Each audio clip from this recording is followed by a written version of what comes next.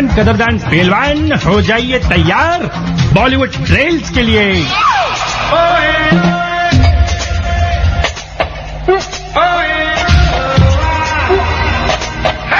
बॉलीवुड की चटपटी गपशप, सिनेमा का निराला संसार लेकर आ गया आपका दोस्त एसआर।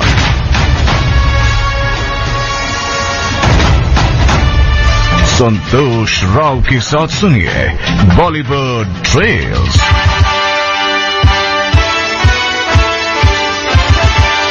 जी हाँ, बॉलीवुड ट्रेल्स लेकर आकाशवाणी एफएम रेनबो पर आ गया आपका दोस्त एसआर यानी संतोष राव।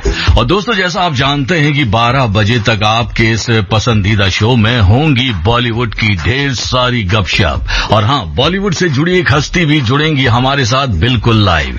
तो बने रहिएगा और सुनते रहिए क्या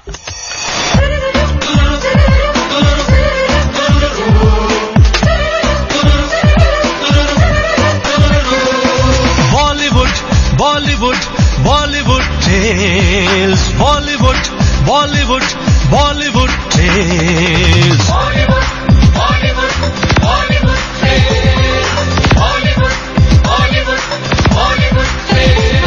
दोस्तों, बॉलीवुड ट्रेल्स में हमेशा की तरह वही सब कुछ होगा जो हमेशा होता आया है। जी हाँ, आपसे बातें होंगी, ढेर सारी बातें होंगी, मधुर मधुर संगीत प्ले हम करेंगे और आपसे एक सवाल भी पूछेंगे। जो हमारे द्वारा पूछे गए सवाल का सही जवाब देगा वो बनेगा बॉलीवुड सरताज। जी हाँ, बॉलीवुड सरताज। तो छोड़ दीजिए दूसरे काम और ध्यान से सुनिए ये गीत। एक गीत हम आपको सुनाने जा रहे हैं, वो गौर से सुनिएगा क्योंकि इसी गीत में छिपा है हमारा आज का इनामी सवाल। जी हाँ, बॉलीवुड सरताज बनने का सुनहरा मौका। चाहतों की चादरों में करे रखवाली तू, कभी हक सारे रखता है, कभी समझे बेगानी कहीं, तू तो जानता है मर के भी मुझे आती है निभानी कहीं, वो ही करना जो है कहना, जग घूमया थारे जैसा ना कोई, जग घूमया थारे जैसा ना कोई। तो दोस्तों, आपने गीत सुना जग घूमिया देखा न थारे जैसा, फिल्म सुल्तान से। आपको ये बताना है कि इस गीत को किस पार्श्व गायिका ने गाया है। जी हाँ, आपको इस गीत की पार्श्व गायिका का नाम आपको बताना है। 9868107070 हमारा व्हाट्सएप नंबर। जी हाँ, 9868107070 पर आपको बताना है सही जवाब, उस सिंगर का नाम जिसने ये गीत गाया फिल्म सुल्तान का, जग घूमिया, फीमेल वर्जन की बात कर रहा हूँ। जिसका सही जवाब सबसे पहले हम तक पहुंचेगा वो कहलाएगा बॉलीवुड सरताज। जी हाँ, जिसका सही जवाब सबसे पहले हम तक पहुंचेगा वो कहलाएगा बॉलीवुड सरताज। और देखिए, मैसेज हमारे पास आ गया है। और हाँ, उसके लिए हम आपको बता दें, जो बॉलीवुड सरताज आज बनेगा ना, उसके लिए एक सरप्राइज भी होगा। जी हाँ, बहुत बड़ा सरप्राइज होगा। और याद रखिए, आज बॉलीवुड सरताज हम अनाउंस करेंगे ठीक 12:30 बजे तक। जी हाँ, 12:30 बजे हम अनाउंस कर देंगे। तो टाइम याद रखिए, 12:30 बजे। क्यों ऐसा है, इसमें भी राज छिपा हुआ है। तो सुनते रहिए आकाशवाणी एफएम रेनबो, मेरे यानी एसआर यानी संतोष राव के साथ। ना दुनिया मांगी है, ना जन्नत मांगी है, ना दुनिया मांगी है, ना जन्नत मांगी है, दिल ने तुझे पाने की बस मन्नत मांगी है। ना दुनिया मांगी है, ना जन्नत मांगी है, ना दुनिया मांगी है, ना जन्नत मांगी है। Akashvani FM rainbow. जी हाँ दोस्तों, आप सुन रहे हैं आकाशवाणी का एफएम रेनबो, मेरे साथ यानी एसआर यानी संतोष राव के साथ। प्रोग्राम चल रहा है बॉलीवुड ट्रेल्स से। और दोस्तों, अभी अभी खबर आई है कि जो सलमान खान की टाइगर सीरीज की जो 30वीं फिल्म आ रही है वो 10 नवंबर को रिलीज हो रही है। सब हम सभी जानते हैं, लेकिन इसके कुछ सीन जो है ना वो लीक हो गए हैं। जी हाँ, सलमान ने जिस तरह से फिल्म पठान में शाहरुख खान की मदद की थी, हम सब ने देखा था, इसी तरह शाहरुख टाइगर 3 में सलमान की मदद करेंगे। और ये कहा जा रहा है कि जो लीक हुआ है वो ये है कि सलमान खान पाकिस्तान में गिरफ्तार हो जाते हैं। उसके बाद शाहरुख खान पाकिस्तान की जेल को तोड़ते हुए उनको लाने की कोशिश करते हैं। शाहरुख बाइक से जेल में एंट्री मारेंगे और सलमान को निकालेंगे, और कुछ इस तरह के सीन लीक हो गए हैं जिसमें शाहरुख खान को ऐसे करते दिखाया गया है। बहरहाल ये बताया जा रहा है कि ये बाइक चेस सीक्वेंस जो है गदर 2 में जो हमने हेड पंप उखाड़ने के सीन्स देखा है उससे भी ज्यादा सनसनीखेज होने वाला है। बहरहाल अब ये जो सीन लीक हुआ है ये क्या सच में लीक हुआ है या एक हिस्सा है इस फिल्म को और पॉपुलर बनाने के लिए। बहरहाल हम आपको बता दें, क्योंकि हम बात कर रहे हैं सलमान खान और शाहरुख खान की, तो यूए सर्टिफिकेट के साथ जवान फिल्म जो शाहरुख खान की आने वाली है वो पास हो गई है और इसमें 7 बदलाव किए गए हैं, जिसमें से एक है एनएसजी का भी नाम बदल दिया गया है। गदर 2 की बात अगर हम करें तो गदर 2 ने गदर मचा रखी है। जी हाँ, धीरे धीरे 400 करोड़ तक पहुंच गई है। जी हाँ, 400 करोड़ रुपए इसने कमा लिए हैं और इसने जो है दंगल, आमिर खान की दंगल फिल्म का जो 300 करोड़ का था उसको तोड़ दिया है रिकॉर्ड। जी हाँ, और 412 दिन में ही 400 करोड़ के क्लब में एंट्री मार ली है। बहरहाल सनी पाजी तो आगे बढ़ते ही जा रहे हैं, और लेकिन मुश्किल आ गई है जी अक्षय कुमार की ओ माई गॉड 2 की, और ओ माई गॉड 2 का टिकना बहुत मुश्किल है गदर 2 के सामने। बहरहाल आप सुन रहे हैं Akashvani FM rainbow. Akashvani FM rainbow. Raebareli में तो बीच बाजारी जब हुस्न दिखाने जाएगी, होश उड़ाने वाली शौक नजर के जो पेच लड़ाने जाएगी। रायबरेली में तो बीच बाजारी जब हुस्न दिखाने जाएगी, होश उड़ाने वाली शौक नजर के जो पेच लड़ाने जाएगी। अरे बहन के इतना जेवर गहना, तेज हवा से बच के रहना, गिर जाए तो फिर ना कहना झुमका गिरा ले। What झुमका? Akashvani FM rainbow. कच्ची डोरियों डोरियों डोरियों से मैनू तू बांध ले, पक्की यारियों यारियों यारियों में होंदे ना फासले। नाराजगी कागजी सारी तेरी, मेरे सोनिया सुन ले मेरी दिल दिया गल्लां, करांगे नाड़ नाड़ बैठ के अख नाल अख नू मिला के, दिल दिया गल्लां हाय करांगे रोज रोज बैठ के, सच्चियां मुहब्बतां निभा के। सताए मैनू क्यों, दिखाए मैनू क्यों, आवे झूठी मूठी रुस के रुसा के, दिल दिया गल्लां। जी हाँ दोस्तों, आप सुन रहे हैं आकाशवाणी एफएम रेनबो पर बॉलीवुड ट्रेल्स, मेरे साथ यानी एसआर यानी संतोष राव के साथ, जिसे सुन रहा है पूरा हिंदुस्तान। दोस्तों घड़ी मिलाना चाहते हैं तो आप मिला सकते हैं। समय हो रहा है 11:25 और ठीक है 25 सेकंड। और दोस्तों अभी जो आप गीत सुन रहे थे मधुर आवाज में नेहा वसीन अब हमारे साथ जुड़ चुके हैं फोन लाइन पर बिल्कुल लाइव। आइए उनसे बात करते हैं। हेलो नमस्कार नेहा जी। नमस्कार, कैसे हैं आप? मैं बिल्कुल ठीक ठाक हूँ। आपको जगा तो नहीं दिया जल्दी? नहीं अब मेरे बहुत मैं इनफैक्ट बहुत एक्साइटेड हूँ बिकॉज बहुत सालों बाद रेडियो पे लाइव आने का एक मौका मिल रहा है। बहुत पहले होता था लेकिन अब बहुत कम लोग करते हैं।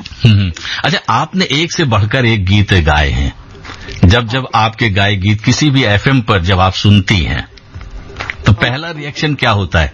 चुप हो जाओ मेरा गीत प्ले हो रहा है, या मस्त गीत बना है, काश ऐसे गीत और भी मिल जाए मुझे गाने को? पहले तो एक बहुत ग्रेटिट्यूड फील होता है मन में कि अरे यार मतलब सच्ची में हमारा ही गाना बज रहा है, देखो मतलब एक साइलेंट हैप्पीनेस होती है। और हाँ जरूर एक प्राइड भी फील होता है कि जो गाए हैं वो अच्छे गाए हैं, ऐसा नहीं कि आए गए वाले गा लिए जो ट्रेंड में रह गए। फिर अपने लोगों के दिलों में बसे हैं। और यही मेरी बचपन से जो है मेरा ख्वाब था कि जो गाऊं वो लोगों के जहन में बस जाए, जैसे कि दूसरे लोगों के गाने मेरे जहन में बसे थे, जिसकी वजह से मैं एक गायिका बनी थी पहले। अच्छा, तो कौन सा गीत ऐसा है जो आपको लगता है कि काश मैं उस जमाने में होती तो मैं वो गीत गाती? बहुत हैं बहुत हैं जैसे आंसू भरी है ये जीवन की राहें, कोई उनसे कह दे हमें भूल जाऊं, आंसू भरी है। वाह, मधुर आवाज है, लगता है कि बस सुनते जाओ है ना। अच्छा नेहा जी, आपने सलमान खान की फिल्मों में एक से बढ़कर एक गीत गाए हैं। एक बात मैं आपसे जानना चाहूंगा, सलमान खान के साथ कभी वर्ल्ड टूर पर जाने का मौका मिला आपको? अभी तक तो नहीं।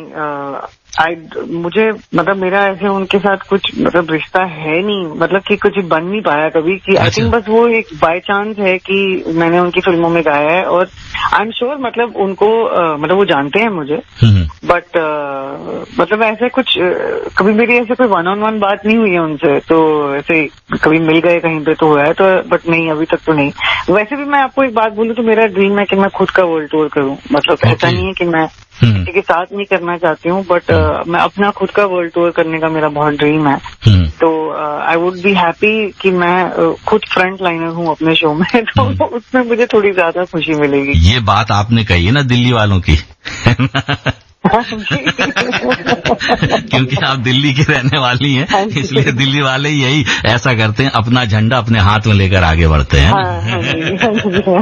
अच्छा, वैसे आपने कई म्यूजिक कॉन्सर्ट किए होंगे, तो कोई ऐसे कॉन्सर्ट के बारे में बताइए ना जिसकी यादें आज भी ताजा हैं आपके जहन में। बहुत हैं, लेकिन एक्चुअली मतलब क्योंकि इतने सारे हैं तो शुरुआत जहाँ से करी थी वो दिल्ली 12 खंबा रोड में ही हमने मॉडर्न स्कूल में परफॉर्म किया था। जो मेरा पहला कॉन्सर्ट था मेरे बैंड वीवा के साथ, 2002 की बात है, और मुझे मतलब डेट भी याद है, 1 जून 2002। वो मेरे लाइफ का पहला बड़ा कॉन्सर्ट था, पहला ही कॉन्सर्ट समझ लीजिए। उससे पहले एक मीडिया लॉन्च हुआ था, तो उसमें 50,000 लोग आए थे, और मतलब उस जमाने के लिए वो बहुत बड़ा कॉन्सर्ट था, और रिकॉर्ड्स तोड़े थे उसमें। तो वो मुझे मेरे जहन से कभी निकलता नहीं है, क्योंकि जब आप एक ड्रीम देखते हैं, जब आप एक सपना देखते हैं और वो सपना आपके सामने इजाद होता है, तो आप आप बिलीव नहीं कर पाते ये हो रहा है आपके साथ। तो मेरे जहन में वो बहुत छप सा गया है वो दिन, और वो what I felt that day, डर भी था यार, मतलब ये क्या हो रहा है, बड़ा आउट ऑफ बॉडी एक्सपीरियंस था। तो that I remember very well. हम आपसे बातचीत जारी रखेंगे नेहा भसीन जी, क्योंकि हमने आज एक सवाल पूछा है अपने लिसनर्स से। फिल्म सुल्तान से आपका गाया हुआ गीत जग घूमिया, और इसके लिए हमने जानना चाहा था कि कौन आपकी आवाज को पहचानता है। वैसे तो सभी पहचानते हैं इस मधुर आवाज को, लेकिन हमने जानने की कोशिश की थी। हमारे पास ढेर सारे मैसेज आए, और जो सही जवाब देता है इस कार्यक्रम में हम उसको बनाते हैं बॉलीवुड सरताज। और क्योंकि अब 11:30 हो चुके हैं, तो ये वक्त है उस व्यक्ति का नाम बताने के लिए, उस लिसनर्स का नाम बताने के लिए जो बना है बॉलीवुड सरताज। आप बताएंगे उस व्यक्ति का नाम, अनाउंस करेंगे? हाँ जी। आज के बॉलीवुड के जो सरताज हैं आपके शो के, उनका नाम है दिनेश गायकवाड़, और वो हैं यवतमाल महाराष्ट्र से। यवतमाल महाराष्ट्र से दिनेश जी, आप बहुत बहुत मुबारक हो, आप बन गए हैं बॉलीवुड सरताज। और आज हम आपको लाइव लेंगे थोड़ी देर में 11:55 पर। लेकिन आप देखिए भाग्यशाली हैं, उस सिंगर से आपने सुना अपना नाम। तो हम नेहा जी एक बात जानना चाहेंगे, यही गीत पहले गुनगुना दीजिए, जग घूमिया।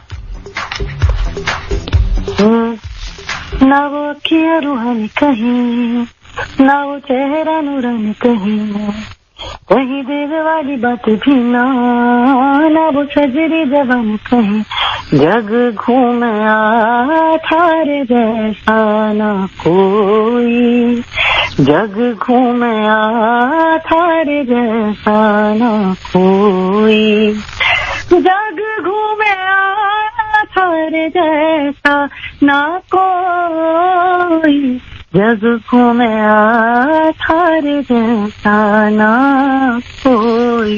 वाह, क्या बात है। अब हम एक वो गीत सुनते हैं जो अभी हाल ही फिलहाल में आ रहा है आपका, कुट कुट बाजरा। पहले हम सुन लेते हैं वो, उसके बाद फिर आपसे बातचीत जारी रखेंगे। कुट कुट बाजरा मैं कोठे उत्ते पानिया, कुट कुट बाजरा मैं कोठे उत्ते पानिया, जा खलोंदा लोकां नाल उसनू बुलांदियां, ओ सुने ना मेरी मैं तां फिर भी बुलांदियां, नखरे ओदे मैनू खा जाणगे, सानू दूना पवाड़ा पा जाणगे, सानू दूना पवाड़ा पा जाणगे।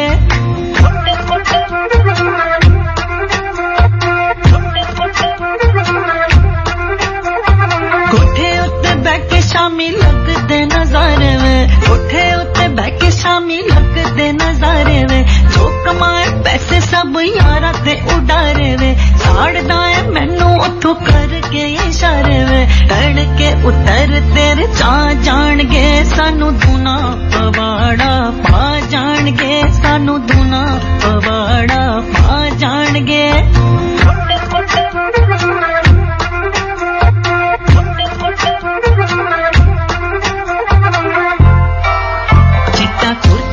मोडे ते दो नाली वे, गोरा रंग तेरा मुछ तेरी खाली वे, ना उच्चा लम्मा तेरा कद वे, एक कुड़ी नी जांदी वे संभाली वे।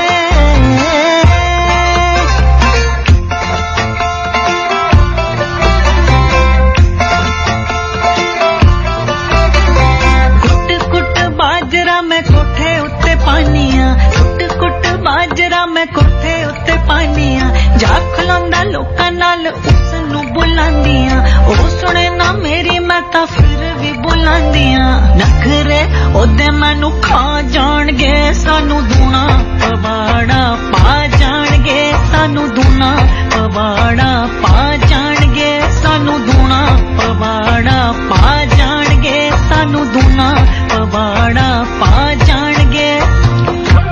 जी हाँ दोस्तों, आप सुन रहे हैं आकाशवाणी एफएम रेनबो, मेरे साथ यानी एसआर यानी संतोष राव के साथ प्रोग्राम चल रहा है बॉलीवुड ट्रेल्स, और हमारे साथ जुड़ी हुई हैं नेहा भसीन, जिन्होंने ये मधुर गीत गाया हुआ है। नेहा जी। हाँ जी। अच्छा, इस गीत को कंसीव कैसे किया गया, कुट कुट बाजरा? तो मैं पंजाबी फोक काफी करती हूँ, और ये उसी डायरेक्शन में जो है एक और कदम है हमारा, और मम्मी जो है वो मेरी एक्चुअली सोर्स है टू ऑल द पंजाबी फोक, तो वही मतलब बताती रहती हैं ये भी है और ये बहुत अच्छा है। तो मैंने जब कुट कुट बाजरा सुना मुझे बहुत अच्छा लगा, और एक बड़ी हैप्पी वाइब है उसकी, तो हमने उसको थोड़ा सा चेंज किया। कुट कुट बाजरा जो है वो एक्चुअली एक मदर और बेटी के बीच में बैंटर है, जो वो अपने हस्बैंड के बारे में कंप्लेन कर रही हैं, और जैसे फोक होता है उसमें आप काफी नखरे दिखाते हैं, नाराजगी दिखाते हैं, इसकी खिंचाई करते हैं, उसकी खिंचाई करते हैं। तो हमने इसको वो कर दिया कि वो लड़की जो है वो अपने जो बॉयफ्रेंड है या हस्बैंड है उनके बारे में खिंचाई कर रही है, लेकिन अपनी सहेलियों। तो कंसीव ऐसे हुआ, और हम अकूस्टिक, यूजुअली हम थोड़ा अकूस्टिक डिलाइट रखते हैं गानों का, थोड़ा मिनिमलिस्टिक रखते हैं, थोड़ा कंटेम्प्रेरी अप्रोच रखते हैं, बट उसकी सोल जो है वो अलाइव रखते हैं, जैसे पुराने जमाने का फोक होता था। बिल्कुल। तो मतलब जैसे कि पुरानी अचार की रेसिपी है, बस एक नई बोतल के अंदर है, उसमें हम मतलब कि चाहते हैं कि उस जनरेशन के साथ ही वो खत्म ना हो जाए, लेकिन स्वादिष्ट आगे बढ़ता जाए। आपने रेसिपी की बात की तो स्वादिष्ट है बहुत, ये गीत तो कानों को बहुत लुभा रहा है। थैंक यू सो मच, बस यही चाहते हैं। और बहुत जल्दी लोगों के लबों पर रहेगा ये गीत। बस थैंक यू सो मच, यही दुआ करते हैं कि लबों में रहे और दिलों में बस जाए, बिकॉज मेरा बड़ा मानना है कि जो गाना आया गया हो वो ट्रेंड बोलती हूँ मैं उसे, और जो गाने लोगों के साथ रह जाए वो ही हिट है। बिल्कुल। अच्छा, इस गीत की रिकॉर्डिंग के वक्त की कोई वाक्य आप बताना चाहें, शेयर करना चाहें? तो कुछ गाने गाने होते हैं जैसे कि आप कभी कभी आपको 3-4 मतलब बार करना पड़ता है, कुछ गाने होते हैं जो एक बार में बैठ जाते हैं। ये गाना ऐसा था कि बैठ गया एक ही बार में, राइटर आए, हमने उसको लिखा और मैं लिटरली स्टूडियो के अंदर घुसी कि चलो एक डेमो बना लेते हैं, मतलब लिरिक्स, प्रोनाउंसिएशन, सब कुछ। और वहीं पे मतलब समीर जो म्यूजिक डायरेक्टर बोला नहीं यही फाइनल है, ये बहुत अच्छा है। क्योंकि कई बार क्या होता है ना, जब आप लचक में गा देते हैं बिना सोचे तो वो करेक्ट मूड में आ जाता है, आप वो रीडू करें कई बार वो फीलिंग वापस आती ही नहीं है। तो हमने एक्चुअली एक ही टेक में, मतलब एक टेक में नहीं ऑब्वियसली, मतलब वो जो भी 1 घंटे में हमने रिकॉर्डिंग की अपने स्टूडियो में, एंड हमने वहीं के वहीं फाइनल कर दिया। दूसरा इसकी जो रिदम है वो पहले समीर ने अपने गिटार पे बजाई थी and I was in love with it. मतलब ये वो करते हैं बहुत ही, always plays the rhythm first on the guitar and फिर हमने उसके ऊपर परकशन बजवाए थे। तो ये जो आप सुन रहे हो नहीं जाना जो है, वो उसकी रिदम जो बहुत पॉपुलर हुआ है नहीं जाना, वो उसकी रिदम उन्होंने पहले गिटार पे ही, स्ट्रम गिटार पे बजाई है। लोगों को लगता है कि it's a proper beat, but actually वो गिटार के ऊपर है। जी। तो वो यूनिक बात है इसकी, डेफिनेटली। ओके, हमारे पास अब समय बहुत कम बचा हुआ है नेहा जी, तो चलते चलते पूरा हिंदुस्तान आपको सुन रहा है, कुछ और कहना चाहेंगे आप? कहना तो ये मैंने नहीं जाना संतोष जी, मेरा मन नहीं जाना। हमारा भी मन नहीं कर रहा है कि हम आपसे विदा लें, हम तो चाहते हैं कि हम आपसे सुनते रहें, लेकिन ये कार्यक्रम एक्चुअली ऑन एयर मेहमान नहीं है जिसमें हम सारी बात करें। आई थिंक बस ये कहना चाहती हूँ कि प्लीज कुट बाजरा को जितना प्यार दे सकते हैं दीजिए और मजे करिए, बिकॉज गाना बनाया है आपके लिए, जब आपका है इसे अपनाएं, प्यार दें एंड एंजॉय। बहुत बहुत धन्यवाद नेहा भसीन जी हमसे बातचीत करने के लिए। Thank you sir. Akashvani FM rainbow, न वो अखियां रूहानी कहीं, न वो चेहरा नूरानी कहीं दिल वाली बातें भी ना, न वो सजरी जवानी कहीं। जग घूमे थारे जैसा न कोई, जग घूमे थारे जैसा न कोई। न तो हंसना रुमानी कहीं, न तो खुशबू सुहानी कहीं, न वो रंगली यादें देखी, न वो प्यारी सी नादानी कहीं। जैसी तू है वैसी रहना, जग घूमे थारे जैसा न कोई, जग घूमे थारे जैसा न कोई, जग घूमे थारे जैसा न कोई, जग घूमे थारे जैसा न कोई। हिमालय की गोद से लेकर अंडमान के खूबसूरत व्हाइट सैंड और ब्लू वाटर बीच तक, साउथ इंडिया के खूबसूरत और भव्य मंदिरों से लेकर राजस्थान के दिल छू लेने वाले सैंड ड्यून्स तक, नॉर्थ ईस्ट की वन संपदा से लेकर कश्मीर की खूबसूरत घाटियों तक, खूबसूरत परिधान, दिलकश पकवान और इंडिया के अनएक्सप्लोर्ड टूरिस्ट डेस्टिनेशंस के बारे में जानना है तो सुनना ना भूलें रेनबो डेस्टिनेशंस, हर शुक्रवार दोपहर 2 बजे FM रेनबो पर।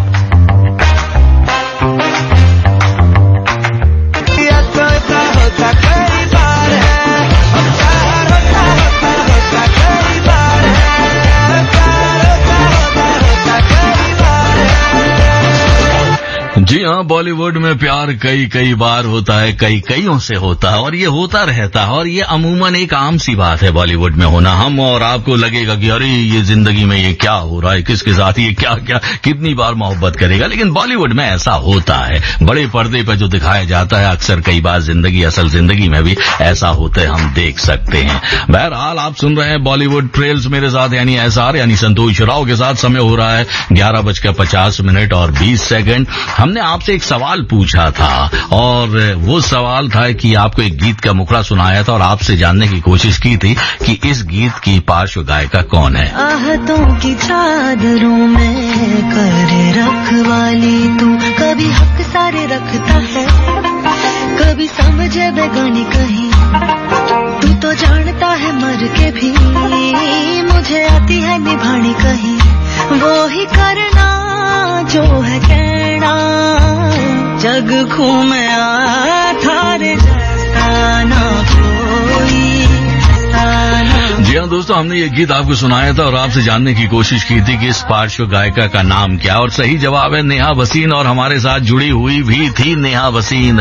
उन्होंने भी ये गीत आपके लिए गुनगुनाया था और उन्होंने डिक्लेयर भी किया था कि आज का बॉलीवुड सरताज हैं दिनेश गायकवाड़, यवतमाल महाराष्ट्र से। अगर दिनेश आप सुन रहे हैं तो बस इंतजार करिए, 3-4 मिनट के बाद हमारा फोन कॉल आपके पास आएगा और हम आपसे बिल्कुल लाइव बातचीत करेंगे आकाशवाणी एफएम रेनबो पर। और भी लोगों ने सही जवाब दिया है, जैसे कि फारूक लोनी से, सलमान लोनी से, राज मेहरा भटिंडा पंजाब से, राम कुमार पूर्णिया बिहार से, विनोद सोनी भटिंडा से, जय कुमार नागलोई दिल्ली से, नई दिल्ली से उपासना तिवारी ने सही जवाब दिया है, दानिश खतौली यूपी से सही जवाब भेज रहे हैं, टिंकू ने लखनऊ से सही जवाब दिया है, शिवानी ने बिहार से, मिसेज धर्म भाटिया ने रोहतक से, और विमल छेत्री ने बेंगलोर से हमें सही जवाब दिया है, राय सिंह मोहम्मदपुर राय सिंह यूपी से, संगीता देशवाल ने सही जवाब दिया है, और सेलम से अमरदीप ने सही जवाब दिया है। बस इंतजार करिए, थोड़ा सा और इंतजार, हमारे साथ लाइव जुड़ेंगे आज के बॉलीवुड सरताज। अगर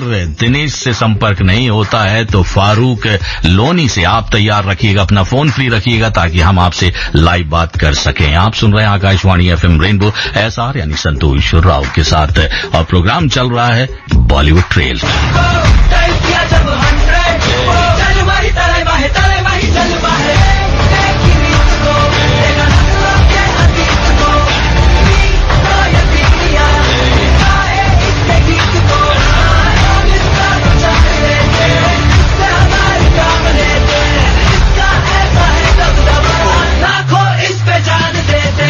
जी हाँ, हुकुम का इक्का चलता है हर जगह, और हमारे साथ जुड़ चुके हैं दिनेश गायकवाड़, यवतमाल महाराष्ट्र से, जो बने हैं बॉलीवुड सरताज। दिनेश। हाँ बोलिए सर। नमस्कार, कैसे हो? मुबारक हो। हाँ बढ़िया है सर। बढ़िया, आज का दिन बन गया है। हाँ, मैं चौथी बार बना सर बॉलीवुड सरताज। अच्छा, चौथी बार बने हो?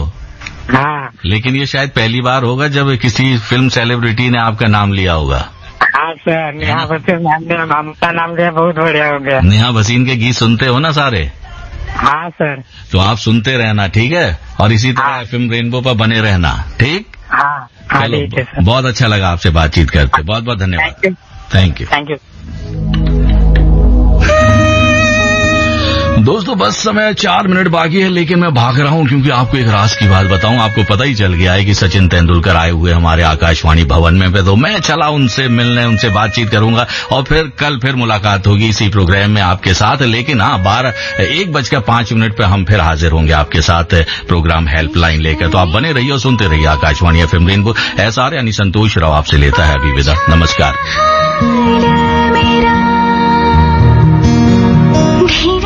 चुपके से चोरी चोरी हो रही इंतजार मुझे तेरा, बारिश की बूंद में, बातों में यादों में, नए एक सफर पे चलते हैं, ले तुमको कहीं रोजाना ढूंढते यूं ही कोई धुन नहीं, चले हम कहीं। Akashvani FM rainbow. जी हाँ दोस्तों, आप सुन रहे हैं आकाशवाणी एफएम रेनबो, मेरे साथ यानी एसआर यानी संतोष राव के साथ। प्रोग्राम है रेनबो हेल्पलाइन। दोस्तों, समय हो गया 1:06 और 30 दोस्तों, हम सब जानते हैं कि ईश्वर ने इंसान बनाए, पेड़ पौधे बनाए, जानवर बनाए, यानी एक बैलेंस जीवन जीने का सबके लिए एक नियम ठहराया है। लेकिन जब हम इस नियम से अलग जीवन जीने का अंदाज बदल देते हैं तो कहीं ना कहीं इसका खामियाजा हम सबको भुगतना पड़ता है। और इसीलिए हम प्रतिदिन लेकर आते हैं आपको अवेयरनेस देने के लिए रेनबो हेल्पलाइन। और आज हम आपके लिए लेकर आए हैं एक ऐसा विषय जो बहुत हम सबको जानना बहुत जरूरी है, और क्योंकि बहुत कम लोग हैं जो इस विषय में जानकारी रखते हैं। आज का विषय है carbon market and energy transition, और इस विषय पर आज हमारे साथ एक्सपर्ट जो जुड़ चुके हैं, स्टूडियो में आ चुके हैं, वो हैं टेरी स्कूल ऑफ एडवांस स्टडीज के असिस्टेंट प्रोफेसर गोपाल सारंगी। गोपाल जी नमस्कार। सबसे पहले बहुत बहुत स्वागत है। धन्यवाद। आपका मुस्कुराता चेहरा जोश भर रहा है हमारे अंदर। धन्यवाद, आपको भी धन्यवाद मुझे यहाँ बुलाने के लिए। अच्छा, सबसे पहले एक बात मैं जानना चाहूंगा, जो आज का टॉपिक है वो ऐसा टॉपिक है कि बहुत कम लोगों को इसकी जानकारी है। अगर सुना सुना ऐसा लगता है कि जैसे सुना सुना है, तो सबसे पहला सवाल हम आपसे ये जानना चाहेंगे कि हम आखिर आज ये शो क्यों कर रहे हैं। धन्यवाद, ये बहुत बड़ा महत्वपूर्ण सवाल आपने पूछा, ये सबके लिए इम्पोर्टेंट है। हम भी जब बात करते हैं, सोचते हैं, पहले सवाल हमारे दिमाग में यही आता है कि हम कार्बन मार्केट एनर्जी ट्रांजिशन का बात क्यों करते हैं। जी, इंडिया हमको मालूम है एक बहुत रिस्पॉन्सिबल कंट्री है ग्लोब में, और हमारा अभी जो ग्लोबल प्रॉब्लम है ये कि जो जलवायु परिवर्तन हो रहा है, हम अभी आज न्यूज में देख रहे थे कि भूस्खलन का आशंका है, बाढ़ आता है, ड्राउट हो जाता है, सारे प्रॉब्लम्स आ रहा है। उसका जो मेन कॉज जो है वो हम जलवायु परिवर्तन को हम ठहराते हैं, जो क्लाइमेट चेंज हम बोलते हैं। और ये क्लाइमेट चेंज इसीलिए हो रहा है कि हमारा जलवायु में जो CO2 बेसिकली GHG एमिशंस है, उसका मात्रा धीरे धीरे बढ़ रहा है। ओके। और उसकी वजह से क्या हो रहा है ना, हमारा अर्थ जो है वो टेम्परेचर ऑब्जर्व करके उसको ज्यादा टेम्परेचर बढ़ा देता है, जो सबके लिए हानिकारक है। इस क्लाइमेट चेंज का कंट्रोल करने के लिए, जलवायु परिवर्तन जो हो रहा है, जो टेम्परेचर बढ़ रहा है, एंड जो प्रोजेक्शन है कि 1.5 से 2 डिग्री टेम्परेचर बढ़ सकता है आगे, उसको कंट्रोल करने के लिए काफी सारे तरीके अपनाया गया है, ग्लोबल लेवल में भी और हमारा देश में भी।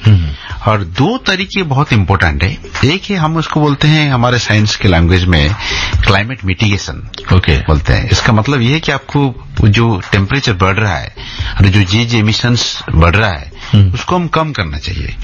और उस कम करने का जो तरीका है उसमें भी काफी सारे तरीके हैं।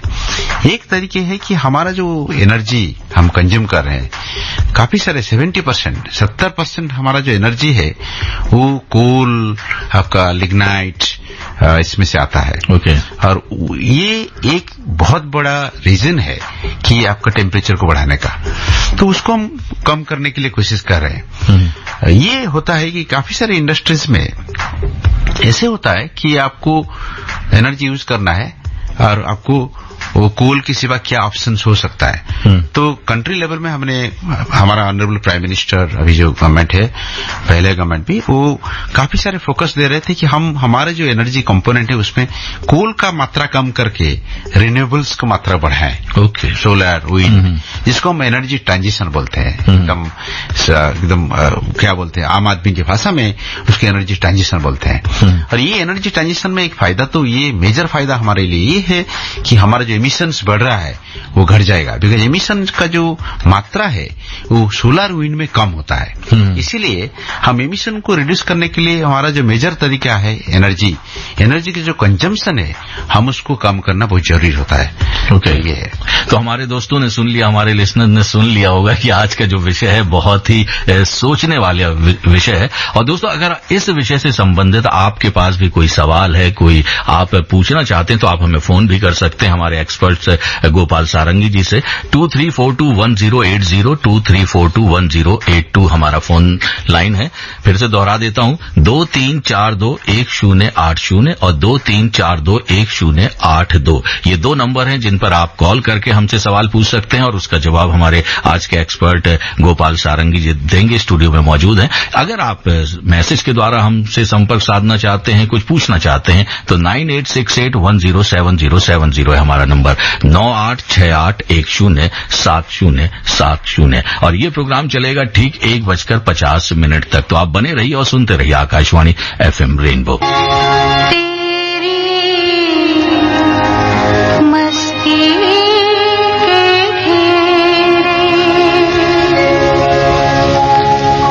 सांसों में तेरी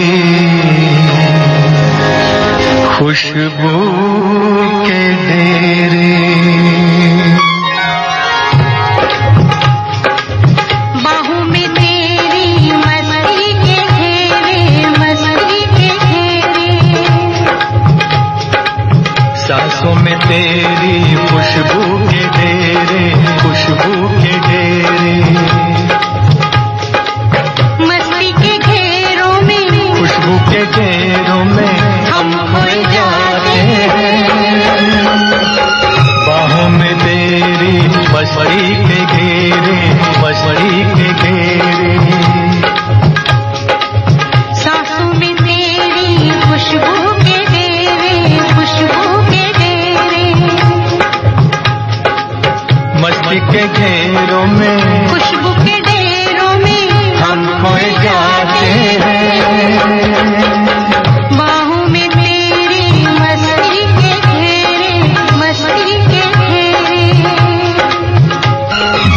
आप सुन रहे हैं आकाशवाणी एफएम रेनबो, मेरे साथ यानी एसआर यानी संतोष राव के साथ प्रोग्राम चल रहा है रेनबो हेल्पलाइन। हमारे साथ एक कॉलर जुड़ चुके हैं सुभाष नगर से, गुरविंदर सिंह। और देखिए वो क्या राय रखते हैं, क्या बात करते हैं हमारे एक्सपर्ट गौरव सारंगी से।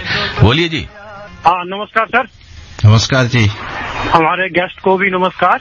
नमस्कार गुरविंदर जी। सर, ये कार्बन क्रेडिट का तो सब्जेक्ट बिल्कुल नया है, तो ये किस काम आएगा और इसको सरकार के लेवल पे किया जाएगा या कोई इंडिविजुअल भी कर सकता है? दूसरा, इसकी कीमत जो है डॉलर्स में होगी या रुपयों में? बिल्कुल सही सवाल आपने पूछा। काफी ये जो सवाल है आपका इम्प्लीमेंटेशन रिलेटेड सवाल है, ये काफी महत्वपूर्ण सवाल है। देखिए, ये जो कार्बन मार्केट का बात हम कर रहे हैं, इसका दो डिफरेंट तरह की उपाय है। एक तो है हमारा कंप्लायंस मार्केट बोलते हैं, जो मैंडेटरी है, जिसके सपोज एक कंपनीज के ऊपर बोला गया है कि आपको इतना कार्बन रिड्यूस करना है, तो उसको कंप्लायंस मार्केट में उसको जबरदस्त इस बेसिकली तो कंपल्सरीली रिड्यूस करना होता है।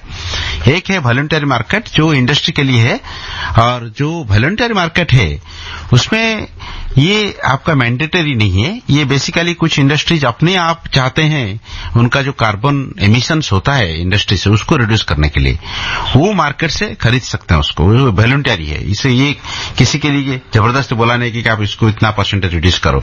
तो इंडिया अभी उसको एंटर कर रहा है उस मार्केट में। तो अभी हमने जो हमारे एक्चुअली जो कार्बन मार्केट का बात हम कर रहे हैं, वो बिल्ड होता है हमारे एग्जिस्टिंग मार्केट है। हमारे दो ऑलरेडी मार्केट है, जिसको हम एनर्जी एफिशिएंसी सर्टिफिकेट के मार्केट जो बोलते हैं एसॉट्स, और एक आरईसी रिन्यूएबल एनर्जी सर्टिफिकेट की मार्केट है।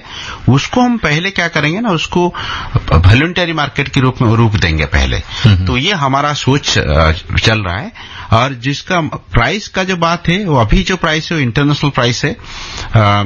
हम देश में भी उसका ट्रेडिंग करने का सोच रहे हैं। हमारे ऑलरेडी 2 ट्रेडिंग प्लेटफॉर्म से इलेक्ट्रिसिटी के लिए, Indian energy exchange and power exchange of India, उसी में से हमने उसको शुरू करेंगे। तो प्राइस तो वोलेटाइल रहेगा, डिपेंडिंग डिमांड कितना है, सप्लाई कितना है। तो प्राइस के बारे में तो हम एग्जैक्टली बता नहीं पाएंगे, बट प्राइस वेरी करेगा। ये हमको देखने की बात है कि आगे कैसे इसका प्राइस इवॉल्व होता है, जो इसको हम बोलते हैं प्राइस डिस्कवरी।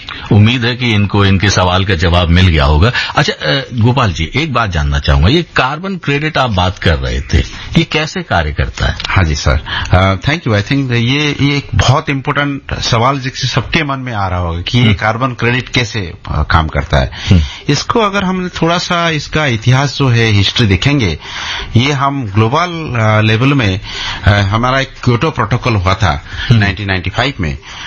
उसके तहत हमने जो डेवलप्ड कंट्रीज है उनको बोला गया था कि आप उसको कार्बन को रिड्यूस करो। अच्छा। और 2 तरीका दिया गया था। एक तो है आप कंट्री लेवल में, हम इसको बोलते हैं cap and trade, country level में बोला गया कि आप इतना कार्बन रिड्यूस करो। और एक CDM market, clean development mechanism. उसमें क्या होता है ना, उन्होंने क्या किया डेवलप्ड कंट्रीज ने, डेवलपिंग कंट्री जैसे हमारा इंडिया हो गया, चाइना हो गया, दूसरे कंट्री से, उनको बोला गया कि आप हमारे लिए प्रोजेक्ट करो और आप कार्बन रिड्यूस करो, हम उसको खरीदेंगे, जिसको हम सीडीएम मार्केट बोलते हैं एकदम हमारे लैंग्वेज में। तो ये जो सीडीएम मार्केट है, इंडिया इनफैक्ट जो second largest supplier of CDM certificate जो सीईआर से बोलते हैं।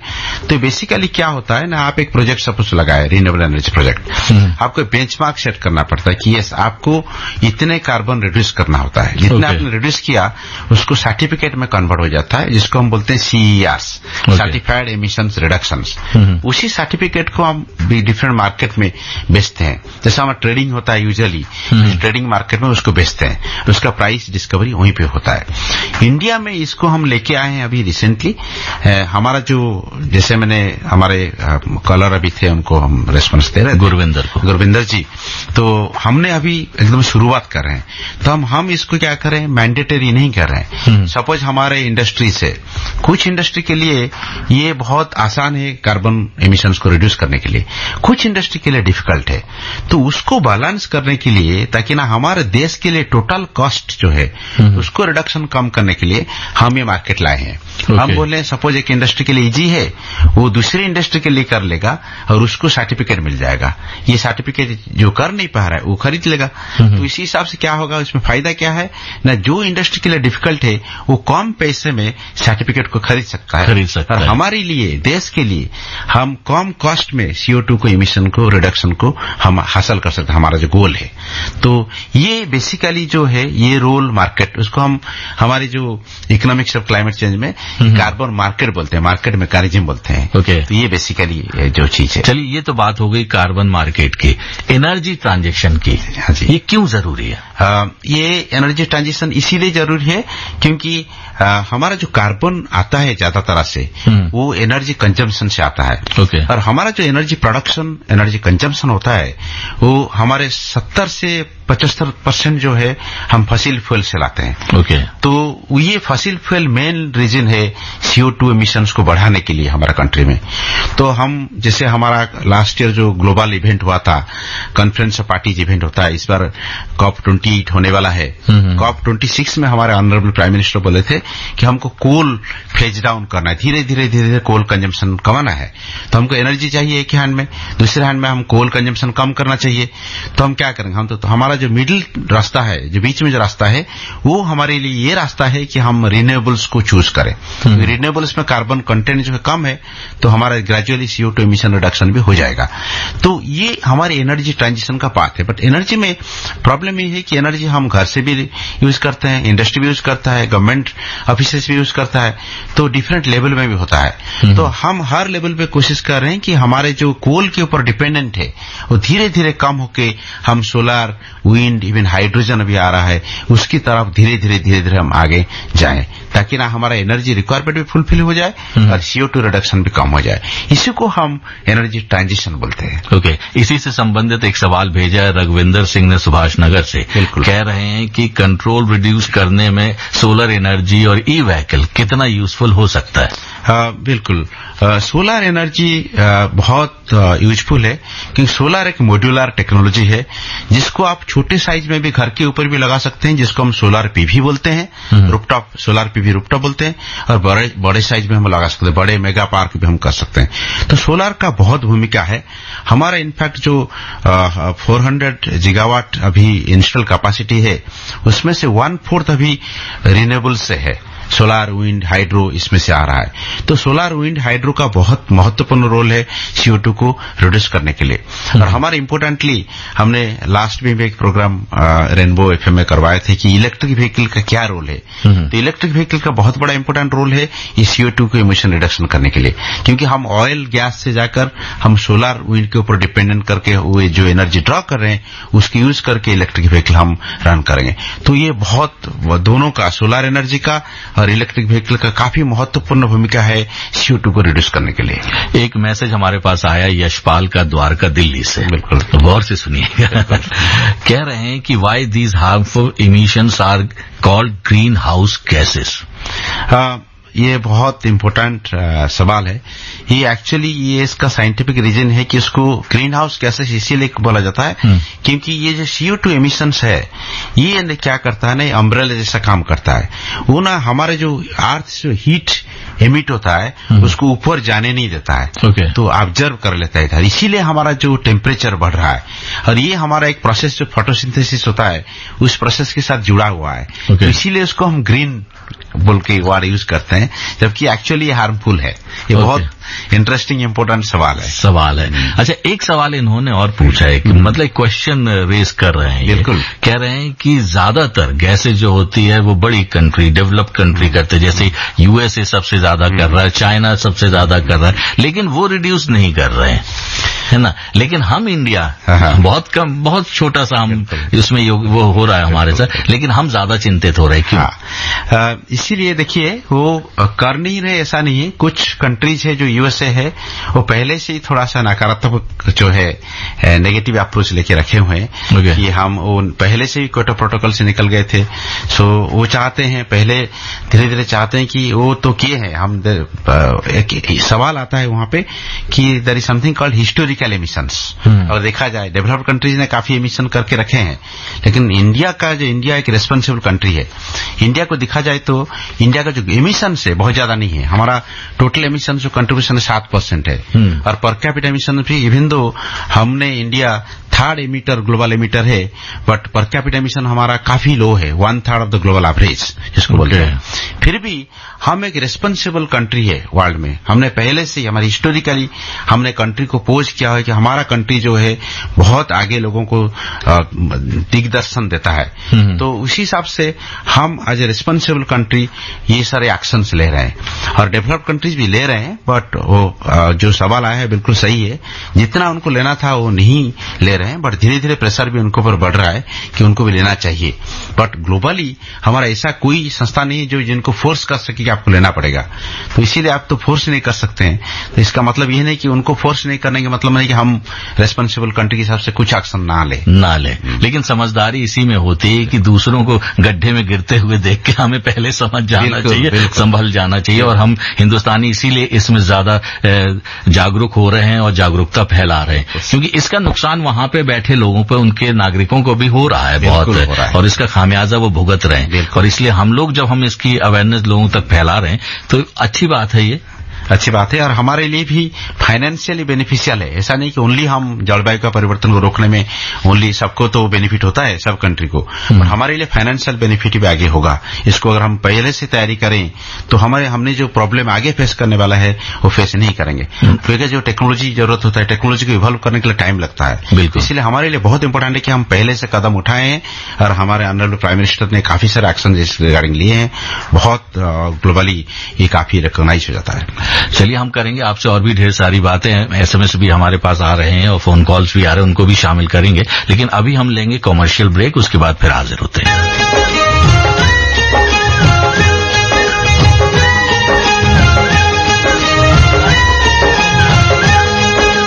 कब के बिछड़े हुए हम आज कहाँ आके मिले, जैसे सावन जैसे सावन जैसे सावन से कहीं प्यासी घटा छा के मिले, कब के बिछड़े हुए हम आज कहाँ आके मिले, कब के बिछड़े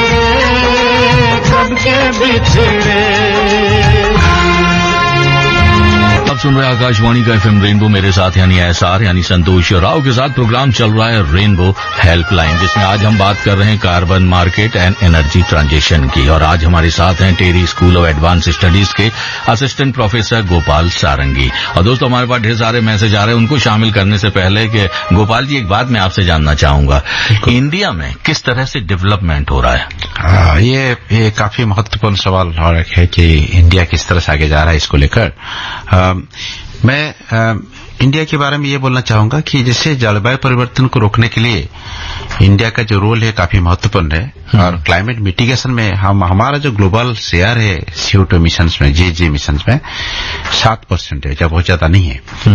बट इंडिया इसीलिए एक्शंस ले रहा है, एक तो है वो 7% को हम रिड्यूस करना चाहिए, दूसरा कार्बन मार्केट जो है हमारे लिए फाइनेंस मोबिलाइज करने के लिए, बिकॉज हमको क्लाइमेट एडेप्टेशन मिटिगेशन के लिए काफी फंड्स की जरूरत पड़ेगी आगे।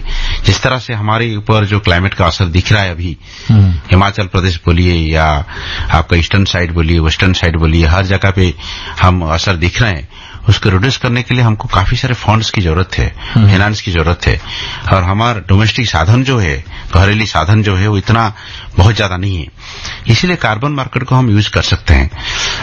ये इंडिया में जो अगर देखेंगे, इंडिया जो कार्बन मार्केट में एंगेजमेंट किया है वो पहले मतलब 20 साल हो गया, अभी आया नहीं है, बिकॉज उसमें हमने जो क्योटो प्रोटोकॉल में CDM मार्केट था, क्लीन डेवलपमेंट मैकेनिज्म, उसमें ये था कि हम लोग डेवलप्ड कंट्रीज के लिए प्रोजेक्ट लगाएं, उसमें से CO2 एमिशंस हो रहा है उसको हम क्या करें ना, कन्वर्ट करें CER से और उसको इंटरनेशनल मार्केट में बेचा जाए।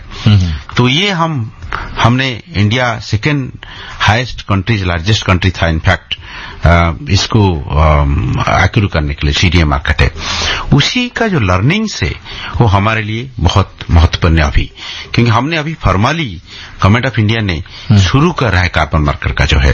हमने 2 डॉक्यूमेंट्स निकाल चुके हैं। अभी लास्ट जून मंथ में हमने ministry of environment forest climate change green credit का भी डॉक्यूमेंट निकाला हुआ है, जिसके ऊपर पब्लिक का राय भी मांगा है गवर्नमेंट ने। और इसकी खातिर हम जो कर रहे हैं अभी, हमारे ऐसा नहीं कि कार्बन मार्केट हम पहली बार एंटर कर रहे हैं। हम तो पहले सीडीएम मार्केट हमारे लिए था, जिसमें हमने एक प्रोजेक्ट बेस्ड मार्केट जिसको बोलते हैं, हम प्रोजेक्ट लगाएंगे, उसमें से जो कार्बन का बेनिफिट होगा हम बेच रहे थे डेवलप्ड कंट्रीज को। अभी उसको छोड़ के हमारे पास ऑलरेडी 2 प्रॉक्सी कार्बन मार्केट भी ऑलरेडी था। एक मार्केट है हमारे एसर्ट्स करके मार्केट है, एनर्जी सेविंग सर्टिफिकेट्स का। दूसरा रिन्यूएबल एनर्जी सर्टिफिकेट का मार्केट था। उसी को हम पहले चरण में उसी मार्केट को चाहते हैं कि वॉलंटरी कार्बन मार्केट के रूप दिया जाए, ताकि ना जो इंडस्ट्री के ऊपर काफी रेगुलेशंस आ रहा है कि वो इंटरनली भी CO2 एमिशंस रिडक्शन करे, तो उनके पास कोई साधन नहीं होगा तो खरीदना चाहते हैं सर्टिफिकेट्स। तो ये जो REC है, रिन्यूएबल एनर्जी सर्टिफिकेट से और आपका एनर्जी सेविंग सर्टिफिकेट से, उसको वॉलंटरली खरीद सकते हैं। उसका ऑलरेडी मार्केट हमारे पास एस्टेब्लिश हुआ है। तो गवर्नमेंट का जो टारगेट है, ये जो पायलटिंग करेगी अभी 2025 तक, 25 तक हमारा पायलटिंग चलेगा। उसके बाद ये जो कार्बन मार्केट है वो पूरा संपूर्ण रूप ले लेगा। फिर उसमें हम कंप्लायंस मार्केट भी करेंगे, वॉलंटरी मार्केट भी करेंगे। तो अभी के लिए हम एक्सपेरिमेंट कर रहे हैं, क्योंकि हमारे पास ऑलरेडी प्रॉक्सी कार्बन मार्केट जो है REC के रूप में है, एसर्ट्स के रूप में है। तो जिस इंडस्ट्रीज को चाहिए वो खरीद सकते हैं, और हमारा ट्रेडिंग प्लेटफॉर्म भी है। लेकिन अपने मकसद तक पहुंचने के बीच में या दरमियान में हम कह सकते हैं चुनौतियां बहुत है। चुनौतियां बहुत है। आपने जो बोला, काफी सारे चुनौतियां है, क्योंकि हमारे लिए बहुत बड़ा चुनौतियां है कि अभी जो मार्केट हमारा एग्जिस्टिंग मार्केट है, जैसे हम एनर्जी सेविंग के सर्टिफिकेट बोलते हैं या रिन्यूएबल एनर्जी सर्टिफिकेट है, तो हमने एक क्लाइमेट चेंज लैंग्वेज में उसको बोलते हैं फंजिबिलिटी। क्योंकि उसका जो डिनोमिनेशन है वो अलग है। जैसे रिन्यूएबल एनर्जी सर्टिफिकेट को हम 1 मेगावाट रिन्यूएबल एनर्जी की तरह से दिखते हैं, मेजर करते हैं।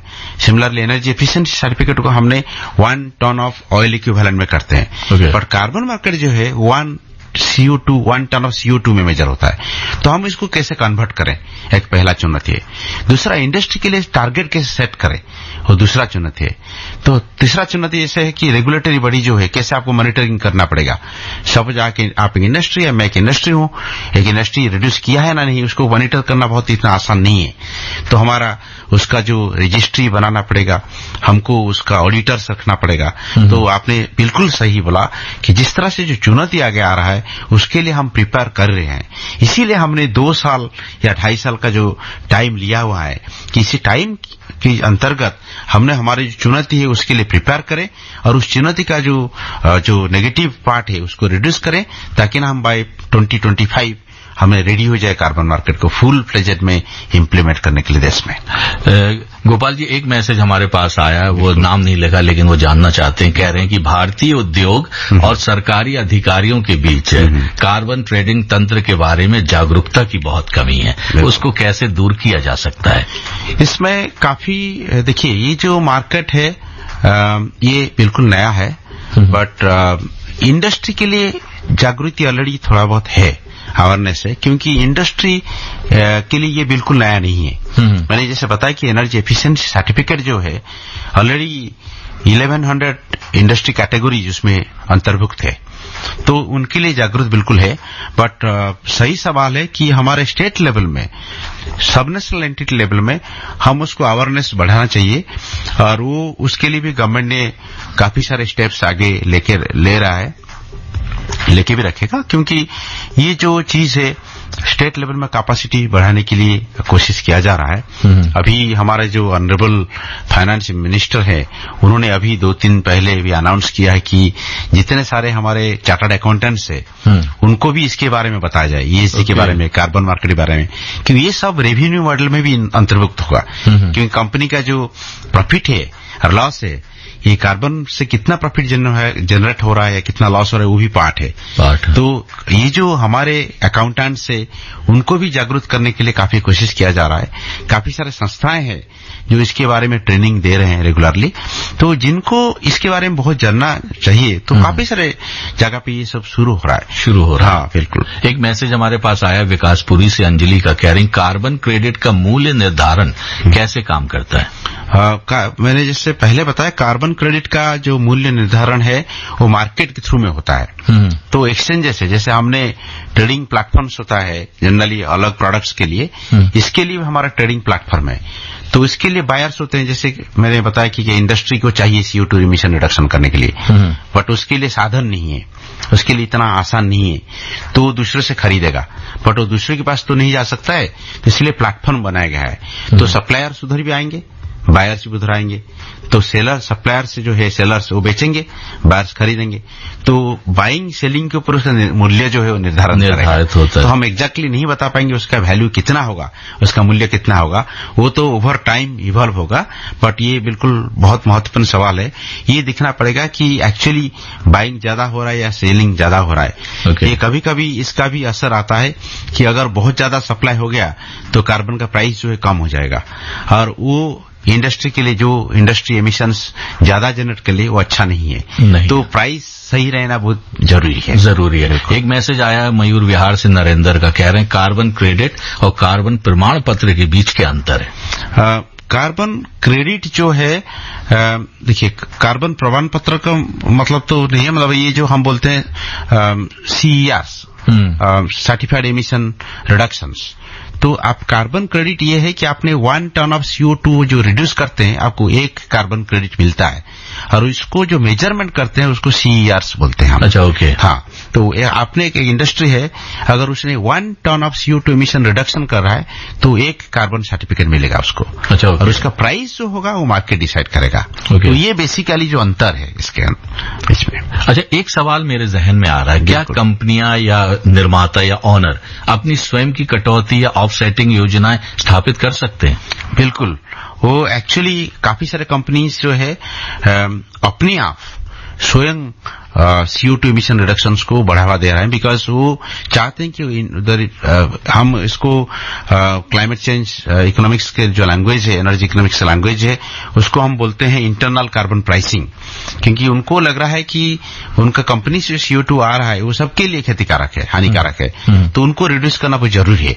तो इसलिए इंटरनली उसका प्राइस वो डिसाइड करते हैं। अच्छा। यस, हमको CO2 रिडक्शन करना है, ये प्राइस है, और इसी प्राइस में हम उसको इन्वेस्ट करें, कि वो जितना प्राइस डिसाइड होगा उसी हिसाब से वो इन्वेस्टमेंट करेंगे CO2 को रिड्यूस करने के लिए। सपोज एक इंडस्ट्री से पॉल्यूशन आ रहा है या इमिशन जनरेट हो रहा है, उनको इन्वेस्ट करना है, तो वो इन्वेस्टमेंट जो है वो कॉस्ट इफेक्टिव है ना नहीं है, उसको जानने के लिए आपका कार्बन प्राइसिंग को जानना जरूरी है। इसीलिए कार्बन प्राइसिंग अगर बाहर अवेलेबल नहीं है तो इंटरनली कार्बन प्राइसिंग को फिक्स करते हैं। ये बहुत इंपॉर्टेंट सवाल है, क्योंकि उनके लिए ये बहुत इंपॉर्टेंट है कि CO2 को कैसे रिडक्शन किया जाए कॉस्ट इफेक्टिव हो सके। अच्छा, एक सवाल और है कि कार्बन क्रेडिट के साथ ग्रीन वॉशिंग से कैसे बचते हैं?